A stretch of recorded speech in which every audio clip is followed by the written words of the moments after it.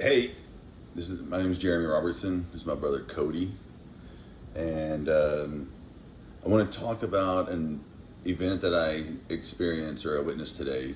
It's a common thing that we see a lot of. It was stopped to get gas, my brother and I, and there was a homeless gentleman in the parking lot of the gas station. And my initial reaction is to avoid the awkwardness. So I want to look down away from this person and not kind of let them notice me so that they don't come and ask me for money. But I knew that you were there, and I'm working on trying to lean into an experience and lean into the emotion that I'm feeling about something. Mm-hmm. And I knew that because you were there, you were going to react completely differently than I did, or than I would. And so, would you be willing to tell me what you saw and then what you did? Yeah, so just this homeless guy, which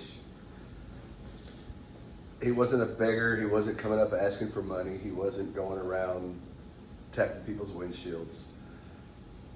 He looked lonely, he looked sad, he was withdrawn, wasn't bugging anybody, and he was looking on the ground for cigarette butts. That's all I saw. So with that being said, it reminded me of a time where I was homeless. And I was the same way. I didn't want to talk to anyone. I was ashamed. And when people would just come up and just talk to me and, offer something and just say, hey man, like it's going to be okay. That's just what I said. That's what I did. I told him that you don't have to, pick things up off the ground and do that. Here you go. And I gave him a few cigarettes. And he looked up and he smiled and he said, man, thank you. That was it. You know what I mean? Like that was it. Just being kind to people. That's all it is showing some compassion and love, because that's what the world lacks nowadays. So I kind of said it earlier. My initial reaction is to kind of look away, because my thought is if they see me looking at them, they're more likely to approach me and ask for money.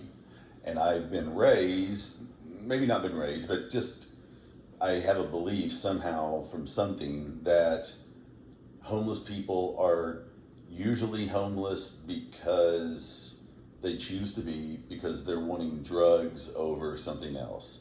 And so if I give them money, they're just inevitably going to use that money on drugs. Now that's what I grew up thinking. That is completely changing now. But so my train of thought keeps me, or my defense mechanism is to avoid that situation. But getting to know who you are now because of what you've been through and the experiences, it allowed me to be engaged and lean into that uncomfortableness. And I just wanted to watch you and see how you reacted, because I knew that you are not this mean, drugged up person that I heard about. You are this compassionate, empathetic guy. And so just getting to watch you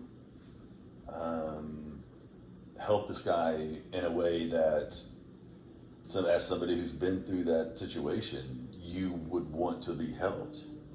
I think it's important for us to learn that these people out there they're not looking for us to give them a freebie so that they can go get their next high. Yes, some maybe, yes, but the reality is most of them are lonely. Most of them feel like they are not seen by the world. That's it. And so just being able to say, hi, you're noticed, that can really actually help somebody like that. It goes a long way, bro. Like, I've had this conversation. Like, I went over a year without speaking to a single person, without having a single person speak to me. And man, I tell you what, like I have never been so down and out in my entire life. Like, I just wanted it all to end.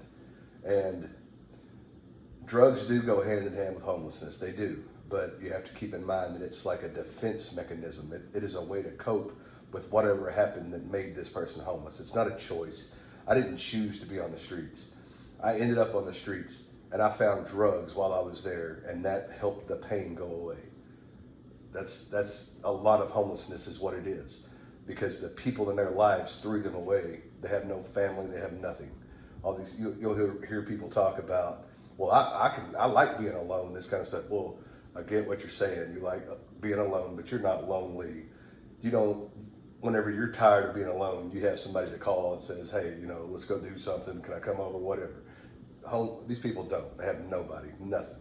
Literally just on the streets by themselves. And just saying hi, shaking their hand, that it goes a long way. It gives them a little faith in humanity, I guess, a little hope. Another thing that you mentioned before, when you were discussing with me about that loneliness, that sense of loneliness that you experienced while being homeless, was that the only place you were able to find refuge or comfort, like the only people that would accept you were the people who were drug addicts also. Yes. It's crazy. So the main people, and this is the people that I trust now, like it's crazy, but I don't trust anybody really except for drug addicts and people that are homeless or have been homeless, because they're honest and they don't lie to you, like they're not going to beat around the bush, and they're the most compassionate people I've ever met. They actually, like, people that have nothing will give you half of their nothing, so you're not alone and have nothing anymore. It's the weirdest thing. I don't know how to describe it, man. Like if they make being homeless feel like home somehow. It's a family, and it really is. Like, I mean, I was taken in by people that had nothing, and helped me out and helped me get back up and show me a little bit of love. And that's all it takes, is showing somebody some love, and they'll get back off the street somehow. That's all it takes.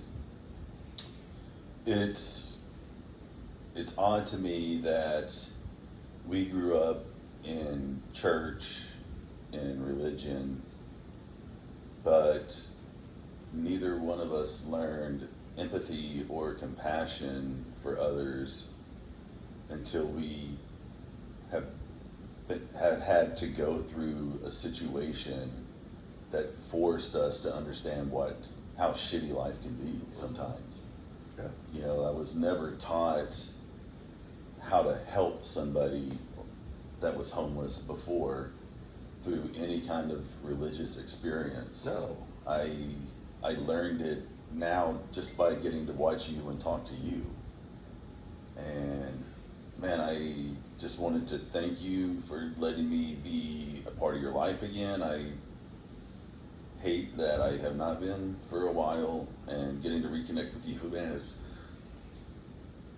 been about the best thing in my life right now. Me too.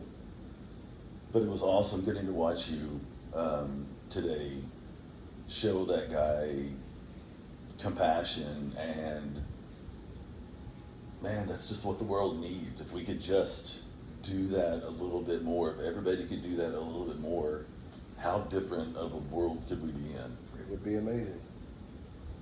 It would be amazing. Thanks, man, for letting me record this. No worries. I love you, dude. Love you, brother.